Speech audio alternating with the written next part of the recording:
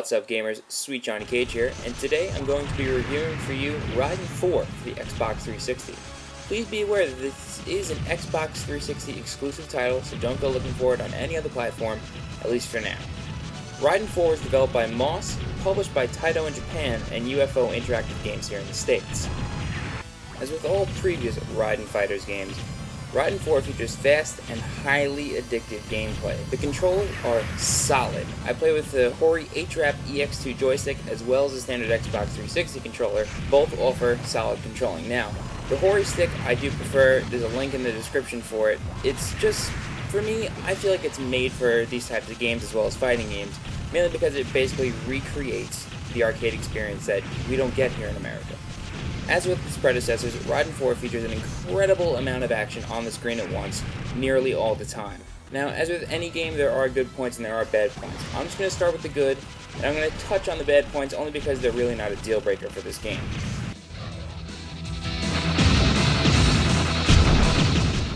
In Raiden 4, you pilot a plane called the Raiden, basically to save the Earth from the alien invasion. Your plane features 4 weapons to choose from: the Vulcan, the laser, the plasma laser, and the proton laser. Now each has a separate function. The Vulcan is your standard machine gun and it's upgradable 5 times, each time becoming faster and more powerful. The laser, same deal. The plasma laser, also the same deal. Though the plasma laser is known as the toothpaste gun.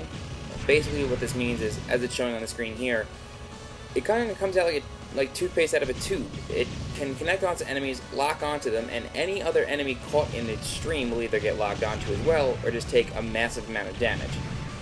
To me, this is probably the second most powerful weapon in the game. The most powerful weapon in the game is the proton laser. This shoots 3 beams at once, each at about a 45-degree angle, and each beam does its own separate damage.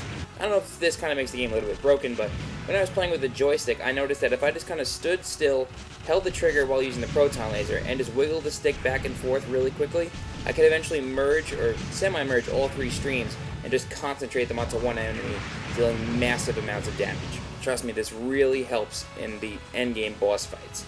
Speaking of boss fights, as with most top-down shooters, Raiden 4 features multi-phase boss fights. Some of these seem to never end, but in a good way, because it just seems like a constant challenge and you have to stay alive during them. Of course, these boss fights come after the end of each of the 7 levels, although technically there are 14 levels because you play through the game a second time to completely beat the game. Raiden 4 features many unique stages and environments such as the jungle, the ocean, farms, and ultimately space, and that's where the last 3 or 4 levels take place. One of the really nice things, and I feel it's kind of catered towards Americans, is that there are 8 modes of difficulty, ranging from basically the game playing itself to impossible. It's called Ultimate. I have not even attempted it. I don't want to attempt it. But the way it works is that in each difficulty level, the first one being practice. In practice, enemies don't shoot at you, so you can just kind of destroy them and just see where they spawn. And the next one, they fire, but very slowly. And then the next one, they fire more quickly. Then you have normal, which is the default setting for this game, and then you have original, which is the arcade difficulty. I don't really see too much of a difference. I could definitely see that it's a little bit more difficult, but they're both very playable, for the first time around. And then it just goes all the way up to Ultimate, a few more difficulties later, where it's just, you have to memorize the patterns. Now that's the reason why people don't like this game, is the pattern. Every time you play through the game, the enemies are going to do the exact same thing.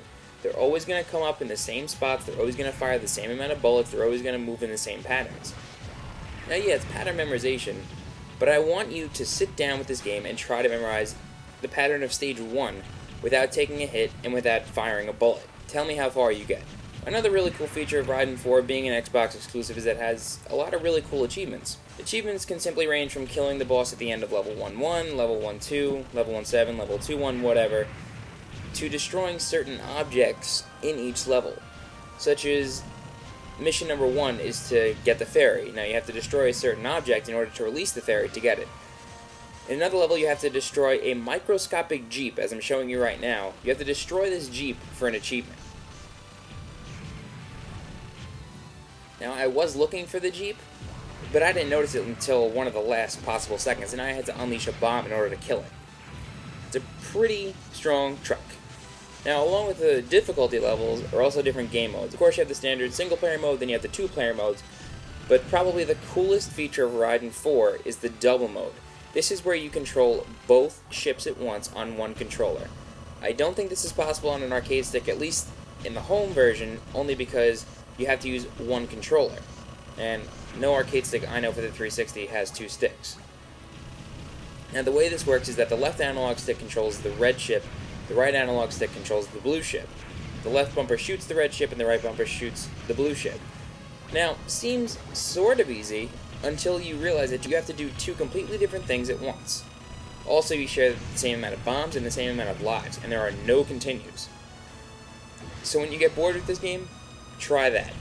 For the main menu, we can see that there's Xbox 360 mode and arcade mode. Now the difference between the two is that the Xbox 360 mode contains 2 new stages with 2 new bosses and new enemy ships.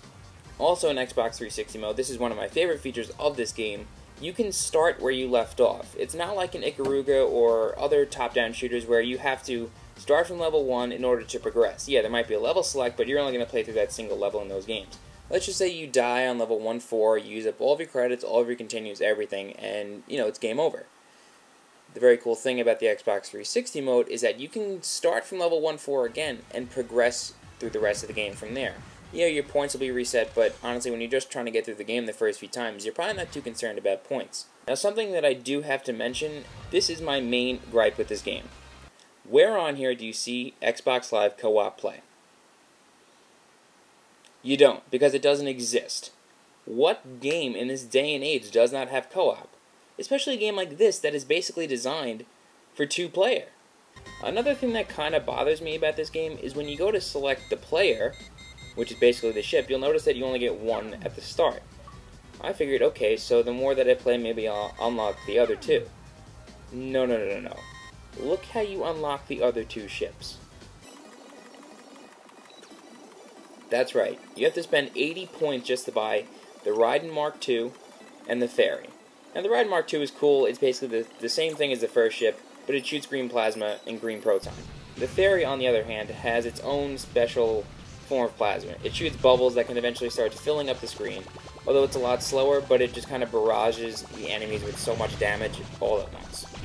These ships are 80 points. That works out, on average, to be $1 each.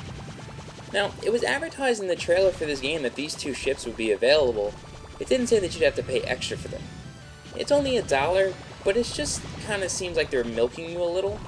But, I mean, I bought them, it was 80 points each, whatever. Overall, I'm going to give this game a 90% for stellar gameplay, rockin' music, fast-paced shoot-'em-up action, and an awesome level of challenge. Yeah, no live play is a bummer, but it doesn't make Raiden any less enjoyable.